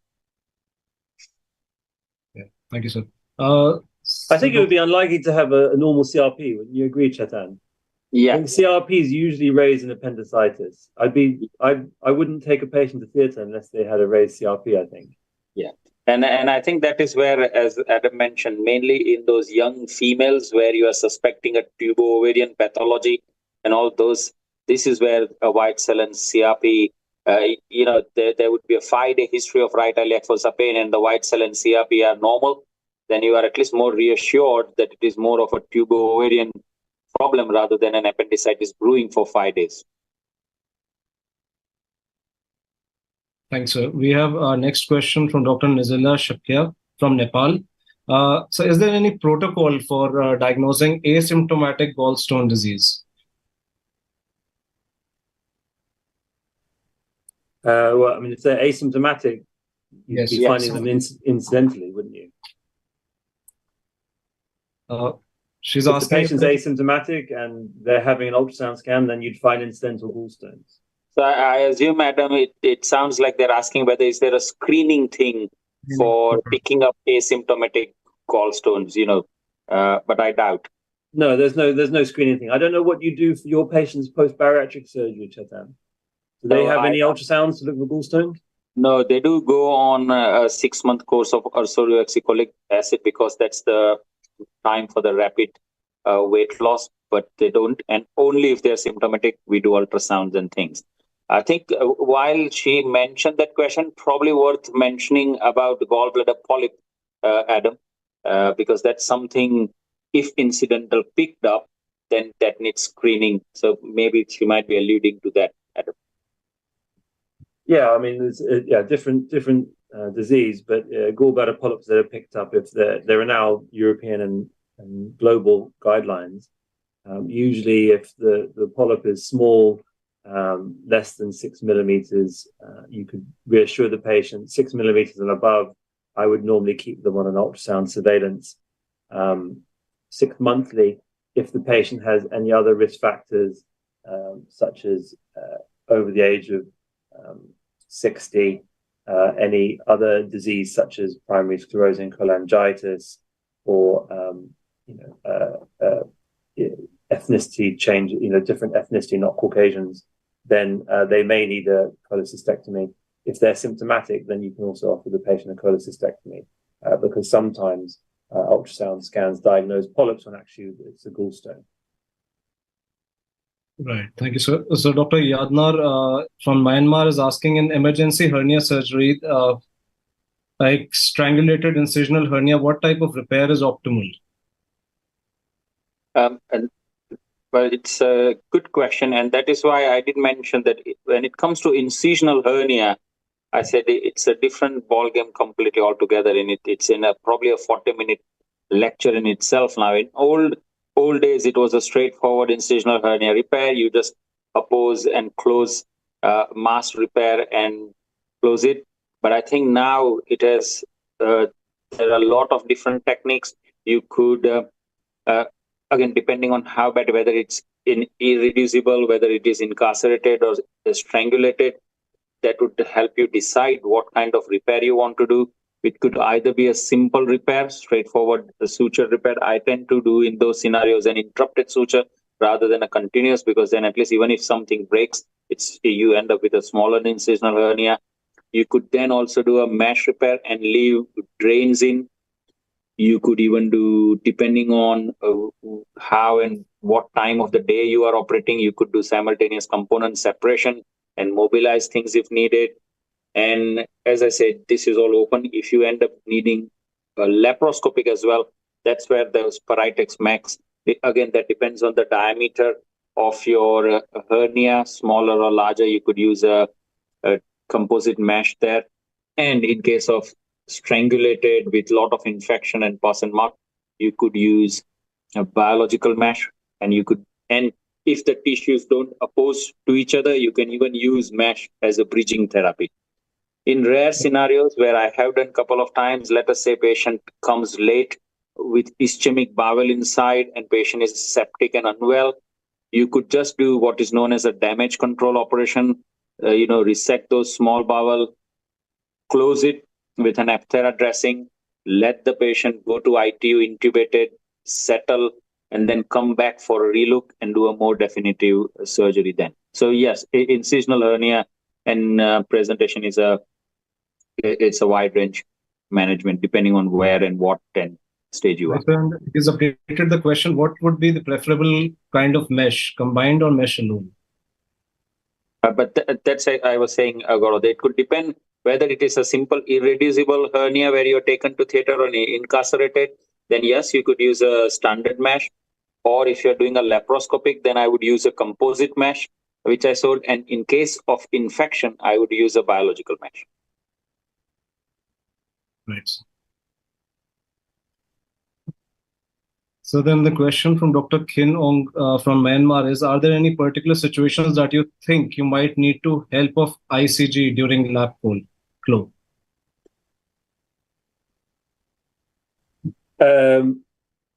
Well, I mean, at the moment, we tend to use ICG for every single laparoscopic cholecystectomy that we do here at the Royal Surrey. But this is just because we have it available and now we're used to using it. We have the scope, we have the molecule, the drug, or the dye, sorry. So we just use it routinely now. I think it's very helpful. If the patient is particularly obese, you sometimes cannot see the dye through the fat, which is covering the bile duct and the border hepatis. But in the majority of cases, once you start the dissection, I think it's quite useful. But yeah, of course, you have to have the laparoscope and the dye available. Right. So Dr. Khou Hetet from Egypt is asking, how do you handle a dislodged stone into CBD during laparoscopic cholecystectomy? This is, well, it's dependent really on your expertise and I guess the time of day or night that you're doing the cholecystectomy. If you're able to put a choledocoscope down the cystic duct, for example, and to clear the common bile duct, then I would try. If you're not confident to do that, then of course you can ensure that you close the cystic duct effectively. I would prefer Hemalox rather than Liga clips in this scenario, and then the patient can have a ERCP postoperatively. If the filling defect that you see is small, then you could get an MRCP urgently postoperatively in the next sort of week or so to confirm that it's truly a stone, because sometimes when you do an OTC, an on-table cholangiogram, you may mistake an air bubble for a stone. I don't know what you do, Chetan. It's exactly similar, Adam, the management. I think we are planning to buy a 3mm choledocoscope as well. So for people, you can have a 5mm choledocoscope, and for thinner one, you can even have a 3mm choledocoscope, which is easier for transcystic if needed. But otherwise, as you mentioned, a similar kind of management protocol. But yeah, I would stress, as Adam mentioned, I would stress on using a Hemalock in that scenario. And sometimes if hemolocin not available, you could even use an endoloop. I have used, if your cystic duct is thick and wide, I have also used an endoloop and use 2 endoloops because you don't want that back pressure to leak from that cystic duct. Definitely. Yeah. And I think if what I was mentioning about the small stone or small filling defect, you don't want to do an ERCP on an air bubble, obviously, but also some small CBD stones may pass by themselves.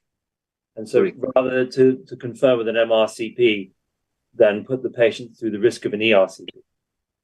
Agreed. And worth mentioning to all that UK is doing the largest randomized controlled trial on MRCPs and CBD stones, which is known as the Sunflower study, which United Kingdom is doing, which is planning to recruit more than, I think, 10,000 patients in it. And they're looking at role of MRCP and how, as Adam rightly mentioned, that maybe we are overusing MRCP sometimes. So they expected, smaller stones probably just pass without needing to do ERCPs, because as you know, ERCP has its own morbidity and can have pancreatitis rate of up to 25% if not in an expert hand. That's exactly right. I think ERCP pancreatitis, the rate of that is higher than we think. Yeah, you're right. I think probably it could be as high as 25%. Right. So next question is, elderly frail patient who has a small symptomatic gallstone, how should we manage it? And would you do laparoscopic cholecystectomy? Sorry, say that again, please. So elderly frail patients who have a small symptomatic gallstone, how should we manage them? Should we do laparoscopic cholecystectomy? I think you'd have to assess the patient on a case-by-case basis for this. Going back to what Chetan was talking about, frailty, you'd have to see the degree of their symptoms and how fit they were for general anesthetic, and how what their quality of life is. I think that it comes down to what Chetan was saying about the frailty scores that we use now. It's the Rockwood score, and if the patient was having severe symptoms, then I would have them assessed by a senior anaesthetist in a high-risk anesthetic clinic, and then put the risks and benefits to the patient and their family before undergoing any surgery. Right. So what will be the role of prophylactic ERCP and sphincterotomy? Again, it depends on the scenario. If we're talking about an elderly patient, some patients that present with gallstones and sludge and cholangitis, an ERCP, sphincterotomy and clearance of their bile duct, or just stenting of their bile duct with a plastic pigtail stent, could be the definitive management for that patient, rather than progressing to cholecystectomy if they were elderly and frail and not fit for surgery. So the next question is, should we be using mesh in patients who need small bowel resection due to gangrenous segment and hernia sac as a result of strangulation in inguinal or femoral hernia? So again, as we discussed, in those scenarios, left that say there was strangulation, a lot of infected fluid and things, I tend to just close anatomical repair and not try to use a mesh. Once in a while, though, I should say I have used where you have a humongous big defect and you don't really have that good tissue. In that scenario, I have put a mesh with couple of drains, and I use negative suction drains in that scenario, and then give antibiotics, send the fluid for culture at that time as well, start on broad spectrum antibiotics and take it from there. But normally the rule of thumb is not use mesh, but again, it depends in that rare scenario. I have used it twice, I think. Adam, have you used a mesh in such a scenario ever? It's rare, isn't it? It's rare, but I think the white defect. Yeah, I think if I was going to have to be a biological mesh, which are expensive and sometimes not available in the middle of the night, for example, so it's a bit of a difficult situation. Yeah, I would do the same as you. Try and close the defect anatomically if possible. I guess that brings on to a sort of slightly other question. If you were doing a femoral hernia and you had to do a small bowel resection, would you close the femoral hernia with sutures, or would you still use a plug mesh? In that scenario, It was no contamination, just a small bowel resection of a knuckle with no contamination. I think I would be happy in that scenario just to try and put sutures on and see. And some scenarios, remember, if you struggle with your groin approach in femoral hernia and you're struggling in the middle of the night, yes, it is safer than to just do a lower midline laparotomy if needed to save life and like a bailout situation rather than struggle in the groin. Yeah, I was going to actually ask you this. Yeah, I think I've moved away from doing the low approach now.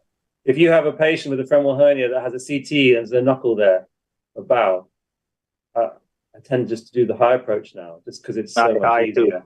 I too. Less stress. Yes, agree.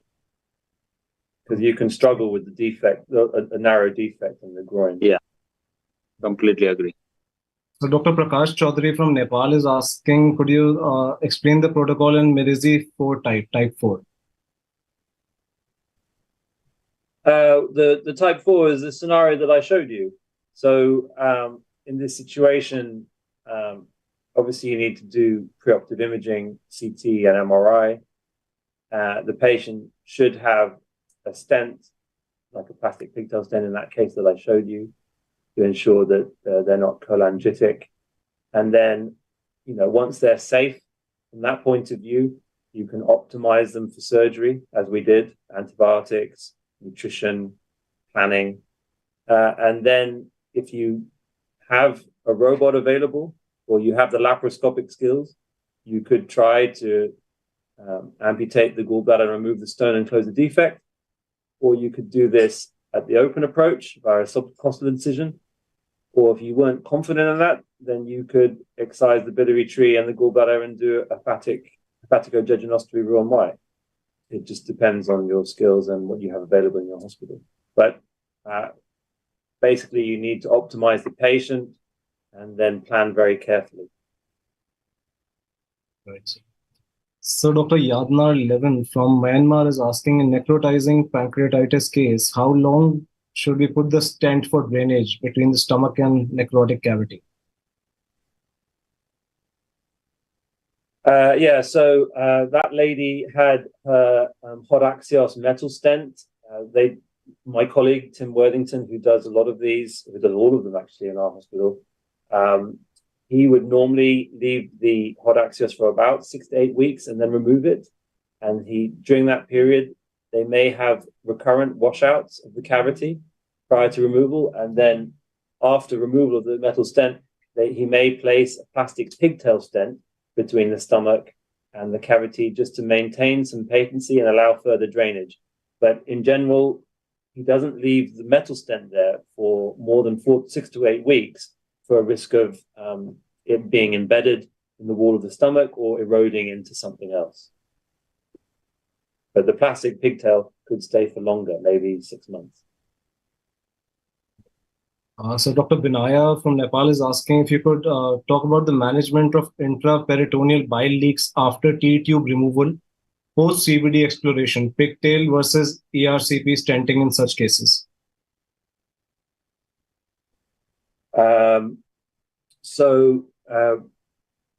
We haven't actually used a T-tube for a very long time in my hospital.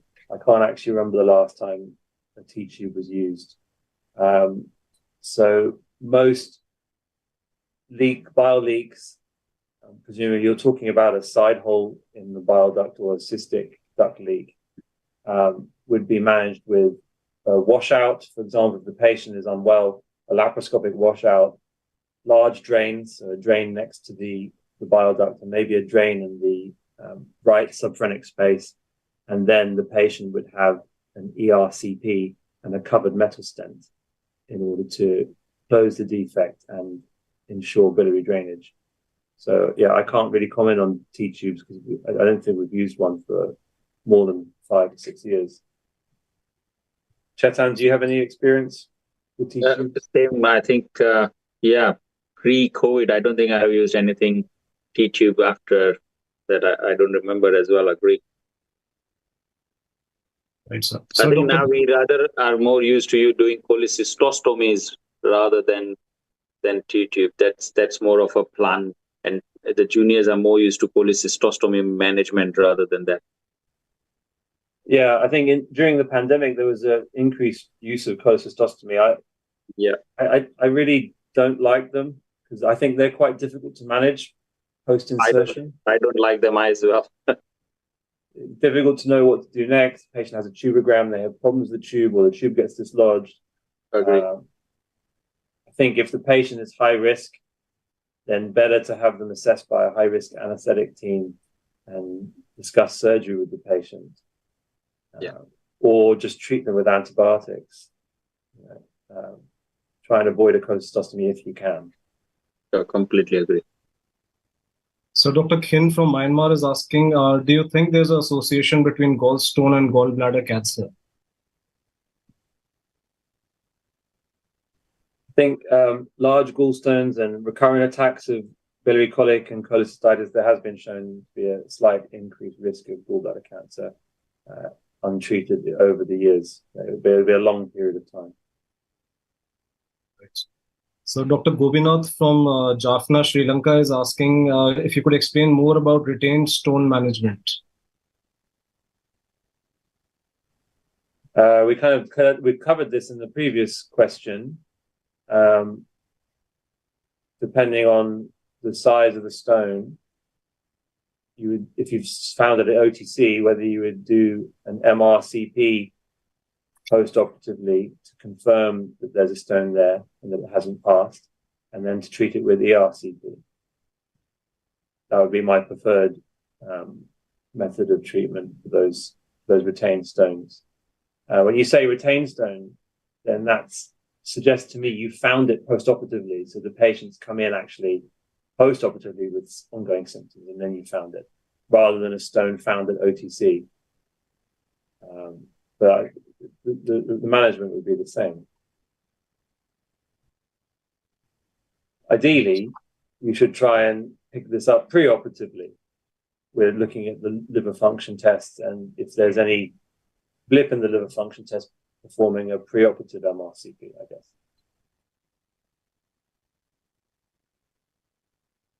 Right, sir. I would request if there are any more questions you can ask now. I think we're done with the questions. Excellent. Right, so we have covered all these sessions, all the questions here, and thank you so much for so informative lectures and taking out time to participate in this masterclass. I think now we can formally conclude the masterclass. I would thank you, the speakers, Sun Pharmaceutical Industries, for making this event happen, and also the delegates for participating in good numbers. I request you all to please download your certificates through the tab provided on your screen. Also, do not forget to give us the feedback. This really helps us improve in bringing you future masterclasses. Thank you so much. Thank you, one and all. Thank you.